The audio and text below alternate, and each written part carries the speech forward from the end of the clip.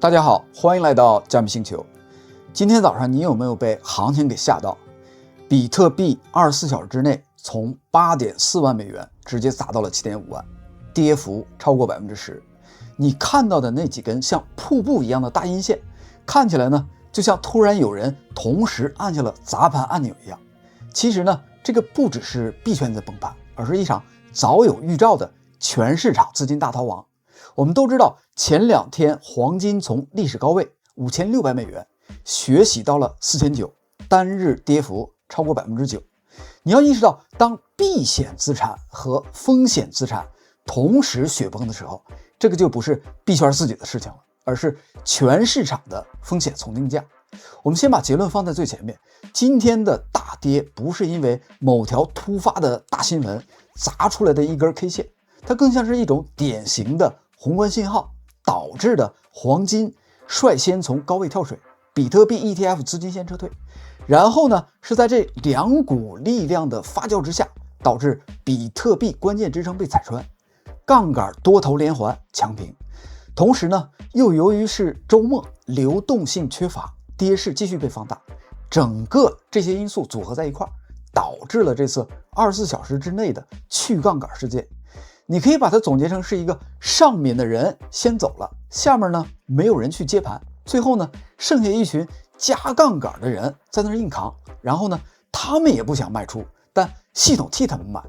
好的，今天呢我们就按照关键的时间节点完整复盘这场跨市场的杠杆大屠杀，顺便呢回答可能是你最关心的3个问题。第一，谁在下跌之前就已经开始撤退了？第二，为什么8.25万一跌破，价格呢像坐电梯一样直奔7.5万？第三，这次跌到了7.5万，到底是止跌吸筹，还是反弹陷阱的开始？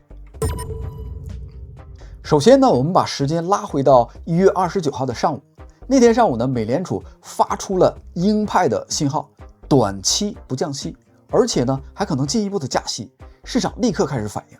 比特币从8.9万直接被砸到8.4万，单日跌幅6%。但更有意思的是，黄金作为传统的避险资产，黄金当天一度冲高到历史新高5600美元，然后呢又被快速的给砸回到5300附近。注意，这个不是慢慢的阴跌，而是先冲高再快速的回落。这个说明连终极的避险资产都开始出现剧烈的获利了结，这个就是第一个警告信号。当避险资产，也就是黄金，都开始高位震荡的时候，整个市场的风险偏好正在切换。但这个呢，它只是一个小的开胃菜。1月30号，真正的血洗开始了，黄金直接从5300跌到了4900，单日跌幅9%，外媒的头版头条，数十年内最惨的一天。你可以想象一下，黄金整个1个月涨了20%，结果1天之内就把一大半的涨幅给还回去了。与此同时呢，比特币这边又发生了什么呢？表面上看，比特币的表现好像比黄金要好一点，它的价格稳定在8.4万附近，在这一天的时候。但你不要被它的价格给欺骗了，你再看看比特币现货 ETF 的数据呢，单日净流出8.18亿美元，这个是平时的7到8倍的流出，过去4个交易日的累计的流出量超过11亿。注意这个时间线，1月29号黄金高位剧烈震荡，比特币从8.9万跌到8.4万。1月30号黄金雪崩，比特币 ETF 大量流出。这个不是说币圈出事了，我们要逃到安全的资产里边去，而是所有高收益的资产我们都要减仓。当黄金和比特币在同一个时间窗口都出现了这种大资金撤退的时候，你就要意识到这个不是技术调整，而是宏观情绪的全面转向。机构在整个的投资组合上统一的按下了一个按钮，锁定收益，准备过冬。真金白银的投票比任何分析师给你的报告都要更加准确，也更加直接。刚才呢，我们谈到黄金已经开始崩了，现在轮到比特币。关键的时刻就在1月30号的深夜到31号的凌晨，很多人还在睡觉，毫不知情。也有人呢在盯着8.25万这条生死线。为什么是这条线呢？第一，它是前高回踩的技术支撑；第二，它是短期的均线的汇聚点。最重要的是，大量的杠杆多头的成本价和止损点都集中在这个位置上。还记得1月29号和1月30号的比特币从 8.9 万砸到 8.4 万之后吗？很多人以为是逢低布局的机会，在 8.3 万、8.25 万这一带加了大量的杠杆多头仓位。结果呢，1月31号凌晨，在贵金属雪崩的大的背景下，这条 8.25 万的支撑线被一根放量的大阴线彻底给砸穿了。砸穿之后发生了什么呢？价格直接掉进了一个我称之为8000美元流动性真空的地带。什么叫流动性的真空呢？就是从 8.25 万到 7.5 万之间，整整8000美元的价格区间，几乎没有像样的买方挂单。为什么呢？因为所有的杠杆多头的止损点都堆积在 8.25 万的下方，一旦这条线被砸穿，系统开始自动的执行止损和降平。但问题是，没有人在 8.2 万、8.1 万、8万、7.9 万这些位置挂买单等着接盘。这个就是多米诺效应，第一张牌倒了，后面全部跟着倒；第一个杠杆爆了，后面全部的跟着一块来爆。第一笔止损被触发，价格呢就像坐电梯一样，一路的往下找接盘。你看 K 线图就知道了，那根从 8.25 万直接插到 7.8 万的大阴线，完全没有任何像样的反弹。价格用了不到4个小时的时间，就从 8.25 万滑到了 7.5 万，这才勉强的找到了一些接盘。这个不是什么高深的技术分析，这个就是最基础的供需关系，有人卖，没有人买，价格呢它就会跌到有人愿意买为止。现在呢，我们来看数据，从1月31号的凌晨开始，这短短的几个小时之内，到底有多惨烈？全市场期货爆仓金额是17亿美元，其中 93% 是多头仓位，只有 7% 是空头。这个不是多空激烈的对决，而是单方面的多头大屠杀。比特币单个品种就贡献了 7.8 亿美元的爆仓量，超过27万个账户被强制的给清算了。这些数字告诉我们什么呢？首先，这几个小时根本就不是现货持有者的恐慌性的抛售，真正的现货持有者跌 20%， 可能他会心疼，但不会被迫卖出。真正被扫地出门的是那些加了杠杆的玩家。你可以想想，27万个账户同时爆仓是一个什么样的场面？这个就像一个巨大的绞肉机一样，一旦启动，所有的杠杆账户都被无情的给丢进去，搅碎，搅啊搅啊搅。这个就是我很多时候一直在强调，合约等于赌博，尽量别碰合约。而且呢，这些杠杆有多集中呢？数据显示，爆仓主要集中在 Hyperliquid、Bybit、币安等等这些高杠杆的平台。这个说明在比特币8万以上的时候，市场上累计了大量的高倍杠杆多头。我们前面呢也提到过，1月29号比特币从 8.9 万跌到 8.4 万以后，很多人以为是黄金坑，纷纷在 8.3 万、8.2 万这些位置开始抄底，开始买入了。结果呢，这些抄底的杠杆全都变成了这次大屠杀的燃料。当价格跌破 8.25 万支撑的那一瞬间，这些杠杆就像定时炸弹一样，一个接着一个被引爆了。第一批杠杆爆在 8.2 万，第二批 8.1 万，第三批8万，第四批 7.9 万。每一次爆仓都会产生一个新的卖盘压力，把价格进一步的给它推下去。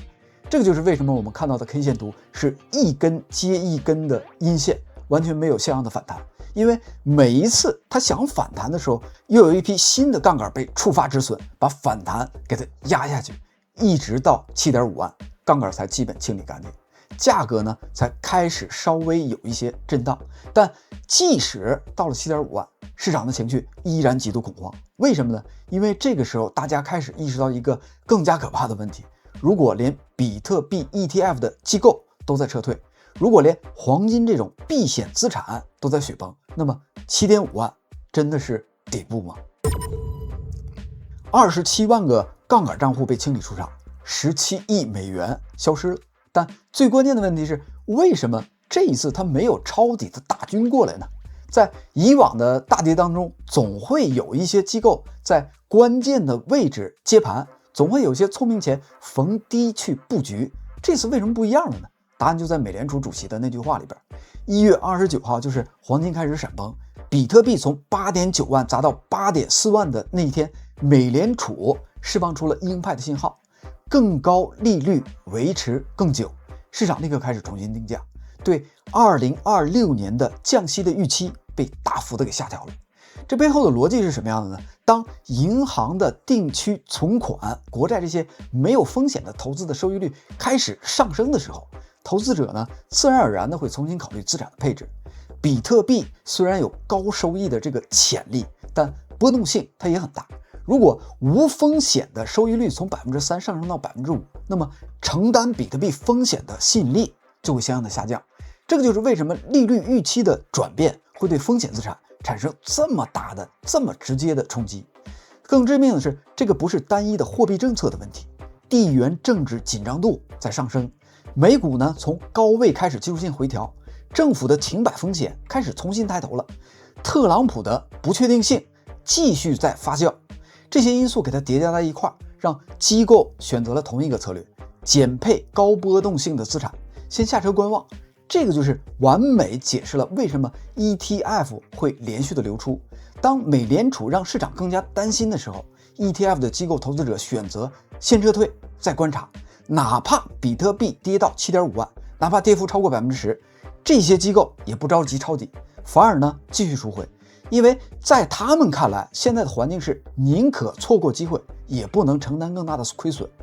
所以呢，我们看到的画面不是说有人疯狂的砸盘，有人疯狂的接盘的激烈的对决，而是上面的聪明钱开始慢慢的走了，下面没有新的资金进场，中间呢，它只剩下一群加杠杆的散户被系统给强制性的清仓。这个就是为什么比特币能在24小时之内从8.4万一路下滑到 7.5 万，不是因为出现了什么黑天鹅的事件，而是因为在宏观环境恶化的这种大的背景下，市场失去了承接力。当黄金都在雪崩的时候， ETF 资金都在撤退的时候，而且呢，美联储都在释放鹰派信号的时候， 7.5 万的比特币对机构来说依然还不够便宜。这个就是这次暴跌最可怕的地方，不是技术性的调整，而是风险偏好的系统性下降。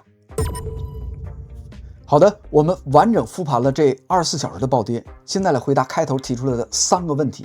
第一呢，谁在下跌前早已经开始撤退了？答案是机构。1月29号 ETF 单日流出 8.18 亿，4天累计11亿。所以我们不观察 ETF 数据行吗？根本就不行。同时呢，黄金从5600开始雪崩到4900，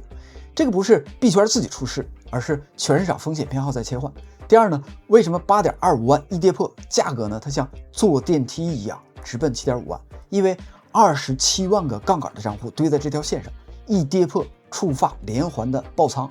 ，8000美元的价格区间几乎没有接盘，价格呢直接掉进流动性的真空。第三， 7.5 万到底是止跌吸筹还是反弹陷阱？目前来看更像是去杠杆以后的技术性的反弹，关键在于宏观的环境，美联储更高利率维持更久的表态还在继续发酵， ETF 资金还在流出，机构还在观望。真正的底部呢，它需要3个条件： ETF 资金的流向由负转正，美联储的预期转向，避险资产企稳。现在呢，这3个条件都没有满足，所以这次下跌给我们最重要的启示是什么呢？当你看到跨市场的资金同时撤退的时候，当你看到某个价位的杠杆过度堆积的时候，看到宏观环境开始恶化的时候，这些信号叠加在一块，这个就是系统性风险的警报。好的，最后呢，总结一句话，在这个市场里边活下来比其他什么都更加重要。如果你喜欢这类深度的内容，请点赞并订阅频道，也欢迎加入我们的 Discord 社区吃瓜群众自治社，入口就在外网频道的主页。我们下期视频再见，谢谢，再见。